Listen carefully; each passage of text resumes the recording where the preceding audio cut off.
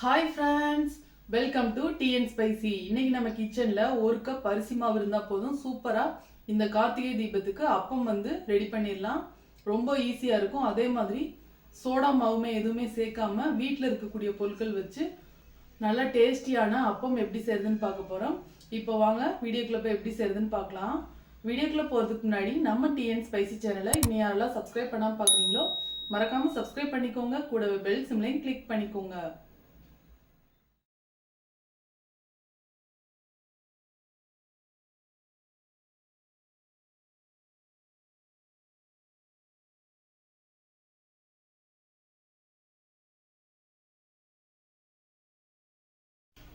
இப்போ இந்த அப்பம் பண்ணுறதுக்காக நான் ஒரு கப் அளவுக்கு பச்சரிசி எடுத்து 2 மணி நேரம் நல்லா ஊற வச்சு எடுத்திருக்கேன்.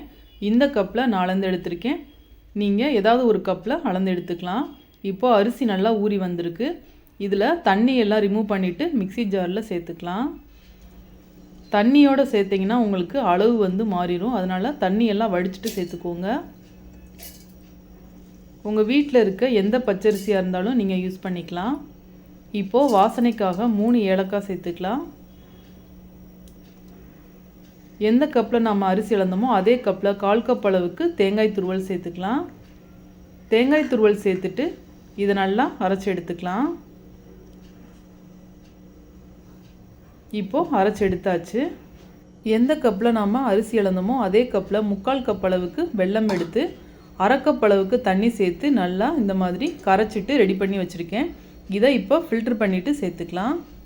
தண்ணி ஜாஸ்தி ஊற்றிடாதீங்க. 3/4 கப் அளவுக்கு 1/2 கப் அளவு தண்ணி கரெக்டான அளவாக இருக்கும். இப்போது இதை கொஞ்சம் கொஞ்சமாக சேர்த்து நாம் அரைக்கணும். இப்போ கொஞ்சமாக சேர்த்துக்கலாம். அப்பம் நல்லா சாஃப்டாக வர்றதுக்காக ஒரு வாழைப்பழம் நான் எடுத்திருக்கேன்.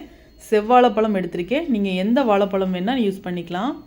இப்போ இதை ஒரு கத்தி வச்சு சின்னதாக கட் பண்ணிவிட்டு நம்ம சேர்த்துக்கலாம். அப்போ நம்மளுக்கு அரைக்கிறதுக்கு ரொம்ப ஈஸியாக இருக்கும். சேர்த்துட்டு எந்த அளவுக்கு உங்களுக்கு நைஸாக அரைக்க முடியுமோ அந்த அளவுக்கு நம்ம நைஸாக அரைச்சி எடுக்கணும். அப்போ தான் அப்பம் சாஃப்டாக இருக்கும். இப்போது அரைச்சி எடுத்துக்கலாம். இப்போது திரும்பவும் பேலன்ஸ் இருக்க வெள்ளைப்பாகையும் சேர்த்துட்டு நைஸாக அரைச்சி எடுத்துகிட்டு வந்துடலாம். நீங்கள் அரிசி சரியாக ஊற வச்சிங்கன்னா தான் நல்லா அரைப்படும். அதனால் 2 மணி நேரம் நல்லா ஊறினதுக்கப்புறமா அரைச்சி எடுத்துக்கோங்க. இப்போது இதையும் சேர்த்துட்டு நான் அரைச்சி எடுத்துகிட்டு வந்துடுறேன். ஒரு தடவை நல்லா கலந்து விட்டுட்டு அரைச்சி எடுத்துக்கலாம். இது கரெக்டான அளவாக இருக்கும் நம்மளுக்கு. நீங்கள் அரைக்கும்போது பெரிய ஜாரில் சேர்த்து அரைச்சிங்கன்னா உங்களுக்கு நல்லா அரைப்படும். இப்போது அரைச்சி எடுத்தாச்சு. ஒரு பவுலில் சேர்த்துக்கலாம். மிக்சி ஜாரில் 1லேருந்து 2 ஸ்பூன் வரைய தண்ணி சேர்த்துட்டு மட்டும் நீங்கள் அலசி ஊற்றிக்கோங்க.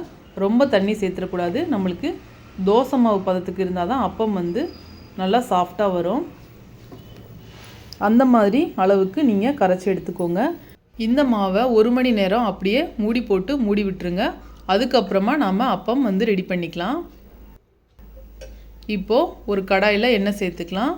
சேர்த்துட்டு ஒரு 3/4 அளவுக்கு கரண்டியில் மாவு எடுத்து இந்த மாதிரி ஊற்றிக்கோங்க. அதுவாகவே நம்மளுக்கு மேலே எலும்பி வரும். பாருங்கள், இந்த மாதிரி லைட்டாக சூடான எண்ணெயை இந்த மாதிரி தெளித்து இந்த மாதிரி விட்டோம்னா நடுவில் நம்மளுக்கு நல்லா உப்பலாக வரும். நம்ம பூரிக்கெலாம் எப்படி செய்வோமோ அதே மெத்தடில் தான் இதை நம்ம செய்கிறோம். இந்த எண்ணெயை மேலே தெளிக்கும் போது நம்மளுக்கு அப்பம் நல்லா உப்பி வரும். நாம் சோடா மாவு எதுவுமே சேர்க்கல, வாழைப்பழம் தான் சேர்த்துருக்கோம். அதுதான் இந்த அப்பத்துக்கு நல்லா சாஃப்ட்னஸ் கொடுக்கும்.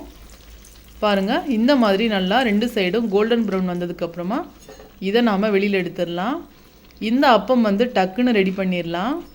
நீங்கள் பெரிய கடாயில் செய்கிறீங்கன்னா 2-3 அப்பம் கூட போட்டு எடுத்துக்கலாம். பாருங்கள் எவ்வளோ சூப்பரான அப்பம் ரெடியாக இருக்குன்னு. இதே மாதிரி அடுத்தடுத்து நாம் அப்பம் ஊற்றி எடுத்துக்கலாம். இது நம்மளுக்கு ரொம்ப ஈஸியாக வெந்து வந்துடும். ரொம்ப டைம் எடுக்காது.